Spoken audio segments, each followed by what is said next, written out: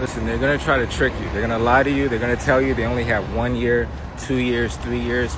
Listen, you need at least 3 years minimum business financials to determine if a business is worth buying whatsoever. Businesses have good months and bad months. Make sure you have at least 3 years of financials.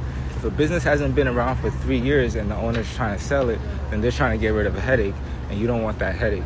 Next, you want to also check the money. Always follow the money. A lot of people focus on the numbers at the end of the balance sheet, but you need to focus on where the money is coming from. If one single customer is responsible for over 20% of the revenue for that business, and that's a sign that they're just trying to inflate their numbers, and you should run away from that sale. Also, make sure that you understand the owner benefit calculation. So the owner benefit is what the owner takes home for owning that business. Basically what the business pays you for owning it. Make sure that the owner benefit is able to cover the cost of the business itself in 3 years. If that's not the case, then either the owner is taking home too little, so the business is very cash rich, or the business is being sold for way more than it's worth. So make sure you understand that as well. And then you want to check your numbers. So obviously you want your revenue to be trending up, but you want to compare your revenue to the profit as well. So if your revenue is going up, but your profit's going down, and that's a sign that they're spending more money to make more money.